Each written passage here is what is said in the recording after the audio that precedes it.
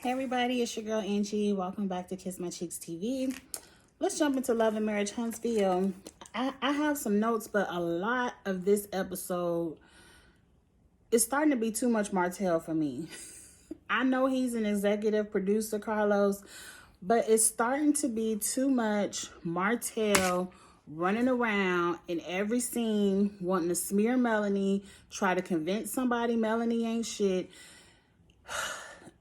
You ain't got nothing else to talk about. Like, I'm telling y'all, I'm about to take this headband off. I was trying to be different, but I'm just gonna rock with the headband I have on because it was pushing my ears out and it was hurting. But sometimes different is cute, but it's uncomfortable. Anyway, it's just the storyline is old and Martel needs something, anything else. Like, we've seen executive producers be fired before. Like, wasn't I don't really watch Married to Medicine anymore, but old girl from Married to Medicine, wasn't it her show and she got fired? Like, it's about time for Martel to go. But he had someplace with his uncle looking at new suits. I don't care. The uncle pretty much said, keep the kids out of y'all shit. Because clearly he was like, we had to try to talk to the kids. And I think the uncle is trying to tell him, like, what you're doing in front of your kids is going to affect them. Like, look at how you grew up. Look at how you felt when you probably saw your mama and daddy doing whatever they was doing during their divorce. Like, why would you want to put your kids through the same emotional heartache? It's already hard enough, especially for the older kids, to have to know mommy's house, daddy's house, we're no longer going to be one big family. Them kids old enough to know it's four of us. Who the hell is this fifth one over here? Like, what the fuck is that about? Moving on. He's just looking for somebody to agree with him, and it looked like the uncle was trying to give him a little bit of attention. Too much for me. He's upset because Melanie is putting all their business on social media, but I'm like, if you wouldn't have done anything, you wouldn't have anything to put on social media. But let's move on. Jalen is at the office, trying to decorate his office. He has a space. He says he wants to do real estate and flip houses. Does he have his real estate license? That would be the first thing he should do.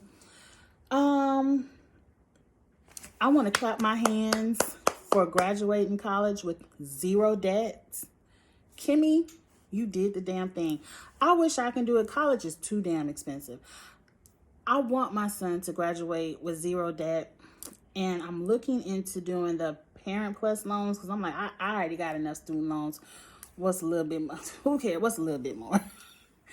I would like for him to graduate with zero debt. We gonna see, child. We gonna see. Maurice is in there dropping all kind of knowledge on this young man, and I feel like it's a clip. It's a clip that needs to go viral and circulate to a lot of young men and women graduating in college. Like, if you have a dream, a desire to be an entrepreneur, you can do both. I understand. I'm never going to disagree with Kimmy and having that work ethic and having a little side job. You need some gas. You got to pay this car insurance. You can do both. But you can't sit up here and say, I want to flip houses and sell real estate with my mom, but you aren't taking any steps into doing that goal. I feel like a lot of young people, and I tell my son all the time, you think dreams and opportunities just fall in your lap. Like, no, you have to go out and work and get everything that you want and desire. You have to work for it. No one is going to drop opportunities, drop businesses in your lap. The young people have to wake up a little bit, but he was dropping so much knowledge on that young man, and I was just eating it up. And I was like, I agree with everything you said, but just sprinkle a little bit of what Kimmy is saying. Like, he still got to work. Like, what he says, he told him, Okay, Marceau might can't give you a job, but just go follow him. Go be an intern. Go sit with Tisha in the office and answer a few phone calls. Like, get to know what it is that they're doing. He has his bills paid. He don't have to pay any rent at the house. I'm like, I admire Maurice. He was like, he took his last $1,000 of his refund check and just bought a little $1,000 house. And he probably, you know, kept the taxes up until he could flip it. Like, that's what you have to do to set yourself up for success. And I just really liked everything Maurice was telling Jalen. And I thought it was great for him to have someone in his corner to drop that knowledge on him. Okay. So up next, Martel and Mel, for whatever reason, want to sit in Houghton Holt's office and discuss how they're going to split, dissolve, divide, whatever, all of their businesses they have together within their marriage. And as soon as I saw the scene, I said, where are the attorneys? Y'all know y'all can't sit down and be civil for 30 seconds. And before Mel could even mention the first business, here go Martel. Well, no hitting below the belts like you did yesterday. And I'm like, you were the one who showed up at her house unannounced, because he was like, I came over there to talk business with you yesterday and you started all that rah-rah. And she was like, I thought you came to see the kids. And he was like, I was there to do both. And she was like, well, it would have been nice if you would have called first. Too much Martel on the show. Too much Martel on the show. For the most part, Melanie wants to dissolve everything. And if I was Melanie, I would do the same thing. He not one I would want to do no future business with. Everything y'all have, I would dissolve it. Cut it 50-50. This your 50%, this my 50%. If you dissolve it in this debt, that 50% of debt is yours. This 50% of debt is mine. And let's move on. Because it seems like Melanie can build up her brand and her businesses all over again on her own. Martel seems more butthurt because he's like, Melanie, whatever you do, just don't stop me from making my money. Don't dissolve everything and stop me from making my money. Because he's so hurt that he wants 15% of Embrace, the skincare. Melanie said 0%. Like, that's hers. Melanie, I wouldn't even go through this list. I would go to my attorney and say, every business that we have, let's dissolve it. If it's a profit, we split it. If it's a debt, we split it and move on. I wouldn't want to have nothing else to do with Martel, because he want to throw in her face, well, you used to be a teacher while I had a 6-figure lawn business. Who cares? Like, just because you was cutting grass for 6 figures don't mean her being a teacher was any less than you. Like, she was educating the people who, you know, you had to have a teacher to educate you. Like, don't do that. Don't do that. I think he's just scared that he probably knows he can't rebuild and do this without Melanie. Because all the tea all over Twitter and in the streets is that Melanie is the face of Houghton Holtz and she is the brains. So that's what you get for getting with little nurse girl. Just let her go on here over there and take your temperature or whatever. But that was your fault.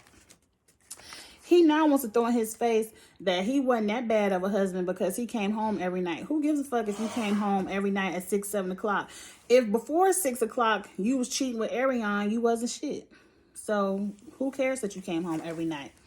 Now he wants to now Melanie is done. She's over it. She walks out. She leaves. I don't know why she was there in the first place.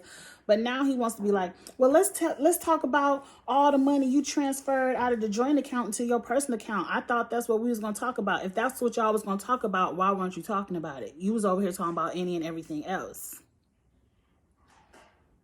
Melanie, take all the money. It don't matter what you take. At the end of the day, Melanie, whatever you transferred, the attorneys and stuff going to look at it, and it's all going to be split down the middle. I'm telling you, I would just say dissolve everything. Split it down the middle, sell all the houses, split profit or loss down the middle, and move on. This man about to make your life a living hell. In the next scene, Tisha invites Destiny to be a host for her mommy podcast. Do we have to listen to another one of Tisha's mommy podcasts? That's going to be a fast forward in the future. There's a scene where Destiny is still upset with Kimmy because they don't know her and her husband cooked good chicken. Please don't revisit that. Now we got to talk about who logos look alike, and Tisha's still upset with Mel because Mel said her mommy brunch logo looked like the M Brace logo. Like, Tisha, it does. And you know what, Destiny, your logo look like the shit too. All of y'all logos are M's with circles around it. I don't know if you can have ownership with the M in the circle, the M in the B. I really don't care. Let's move on. But it was funny. That cameraman was shady because your Madonna thing got the M in the circle too. Now we're over talking about Hope Manor. Playroom or no playroom, I don't care. Just show me the house when it's done. It looks like it's going to be beautiful. Chris, the broker who was just talking to Martel, comes over to tell Marceau, look, Martel threw your name out there. Do you want to put a bid? We're doing this huge $30 million project. We're going to be building houses, single family. It looked like some apartments. I ain't take good notes.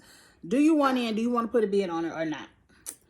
Marceau was like, good, yeah, I'll put a bid in on it. And he goes in to go tell Tisha. Tisha, as soon as she hears 47 acres, no. I would tell him, no, I don't want nothing to do with that. I ain't doing nothing with Mel and Martel.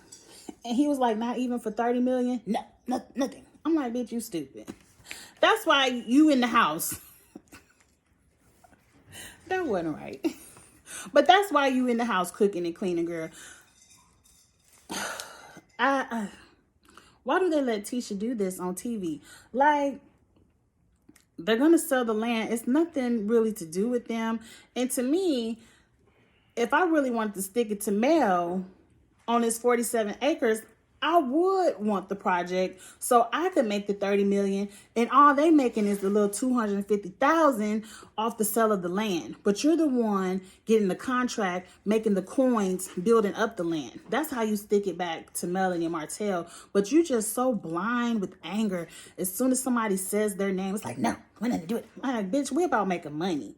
And as much as I don't like and I can't stand Marceau, I ain't mad at him for making money for his family. But let's move on. We over to the party. And this party, I'm telling you, the end of this party worked my last nerve. Melanie shows up. The dark hair on you, Melanie, is your color. You don't have to go back to that bleached out blonde. That's not your color. Melanie showed up for a scene. She knew Martel was going to be there, so she had all her titties out. I understand the blazer with the bra underneath to push them up, but that didn't match, Mel. It just looked like you had on your lacy bra and your glitter blazer. Like, it didn't match. But you still look good, girl. Out of nowhere, Destiny invites Mel to be on Tisha's podcast, and now they got to go back and forth. Well, you know, I don't mind Mel doing it, but I know Mel really don't want to do it. I'm like, girl, you want to invite Mel or you don't? If anything, you saw what Mel was doing. She was saying nothing. She was like, I'm just not going to say nothing and not show up. You know, that's all you have to do, and tell Destiny to mind her business. So Tisha invites Wanda, because here go Wanda, and everybody looking like, how did she get here? Of course, even Marceau was looking like, who the fuck invited Wanda? So it had to be Tisha, and the surprise look was on everyone. You know, they ate. Congratulations, Jalen and Maurice, on your graduations. And then here comes Martel. Martel couldn't even sit down for 30 seconds before, you know, it's reality TV. As soon as Martel sits down, Melanie is like, I have to go. She was not making a scene. She didn't even give a good, like, she wasn't even breathing hard under her breath. She just said, oh, excuse me, thank you for inviting me. I told you I wasn't going to stay long. I got to go. Anybody with a kindergarten education could have read that room and have known that Melanie got up and left because she didn't want to ruin the event. She didn't want to ruin it. She just wanted to make her presence seen. Okay, now it's y'all time to kiki with Martel. I'm out. It didn't seem like Martel was there to ruin the event until Wanda was like, Melanie, you leaving? Oh, let me go talk to Mel. Like, when has Wanda ever wanted to talk to Mel? Ever. Carlos is paying Wanda good money to start shit on this show. I know it. I know it.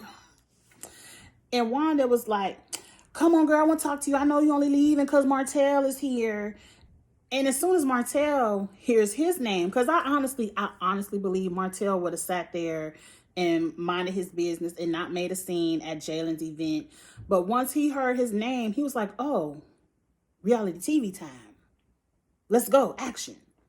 So Martel has to run out and say, oh, she leaving early before me, but oh, Wanda, you ain't got nothing to do with this. You talking about my kids. You comparing my kids to your grandkids on the live. I seen it live. Da, da, da, da, da. Melanie is not saying nothing. She's like, I just want to go. Thank you, Wanda, for whatever concern you have.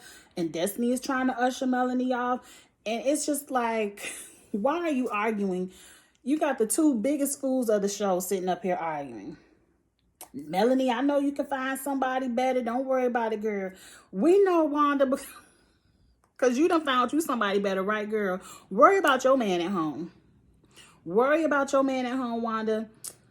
Well, if you can find somebody better, why don't you go find them? Why are you worried about what Melanie find it? I'm like, oh my God.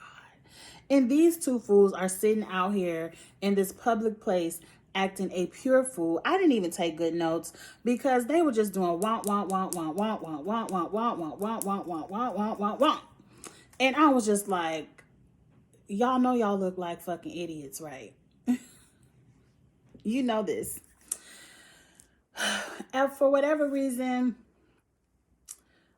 Wanda decides to leave and go check on Melanie, and Tisha and Marceau and everybody hear all the commotion is like, let me go get Wanda. They knew it was Wanda. Let me go get Wanda.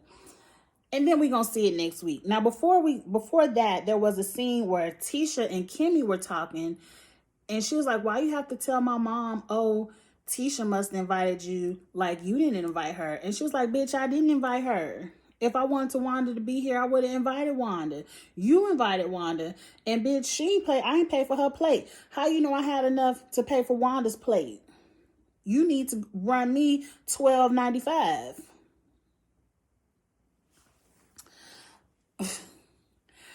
Tisha, your hatred for the Holtz is going to ruin the relationship you have with Kimmy. You going to ruin it. Because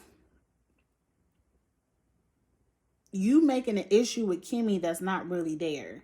And your mama, you need to reel her in. You need to reel her in. I know she making y'all coins on this show, but you need to reel her in because, see, somebody gonna really cuss your mama out one day and your feelings gonna be hurt. Because, see, you ain't got the backbone to get rah-rah with him. Like, bitch, who the fuck you talking to my mama? Like, you ain't got that. You ain't got that in you. So somebody is gonna get you an ass whooping because your mama's mouth is too much. That's the end of the episode. Like, I can't wait to see how it picks up next week. I would like to know, what was Wanda saying about the kids? I believe she was. I believe she was. I don't put nothing past Miss Wanda. I just want to know what she said because that was the first time hearing about it. Next week look like it's going to be good. Melanie's brother looked like he getting ready to put his nose in somebody's business to catch an ass whooping that his ass probably don't want to catch. Like, let Melanie and Martel, because see, Melanie one of those, like, my heart, honestly, true tea, and I don't really feel bad for a lot of people. My heart really does feel bad for Melanie. Like, when I look at the shit that Martel is doing to her now, and how she's trying to get out, I really do feel like, damn, you know, this girl is going to go through it. Like, even after she gets this sign on the dotted line, she can have her custody, the divorce, the splitting of the assets. She can have everything signed on a dotted line piece of paper. I don't think Martel is still going to leave Melanie alone. He's going to be the type of fool you got to put in jail, call 911. You're going to have to take him back and forth to custody court, because I could see him on many of occasions not coming to get them kids like she said he doesn't do already now.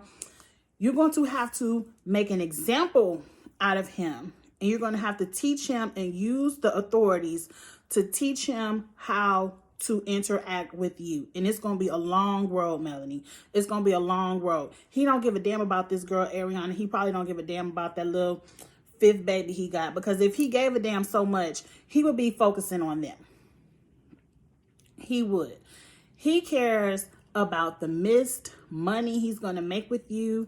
And because you left him and you hurt his ego, he cares about making your life a living hell. And I feel bad for Melanie for that, because she probably could have left his ass 5 years ago. He would have still did all that shit with her 5 years ago. Whenever she would have decided to leave him, he was going to put her through. So for that, I feel bad for Melanie. But you picked him, girl. You picked them. And sometimes when people show you that stripe, believe that first stripe. Don't let them turn into a whole ass zebra on your ass. Believe them the first time. And move on. It may hurt, but fuck it, move on. I'd rather be a single mom with 1 than 4.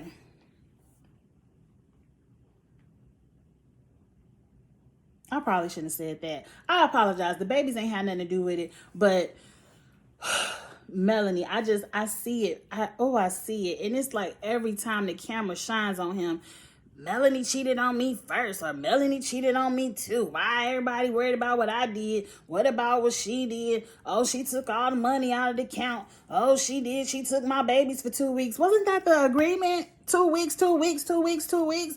And this motherfucker on here complaining that he ain't seen his kids in 2 weeks, but that's the agreement. I can go off on Martel all day, so let's end it here. Get in the comments. Let me know what y'all thought about the episode. Like, comment, and share. And I will see y'all next week for another week of fuck shit with the hosts. Bye. See y'all later.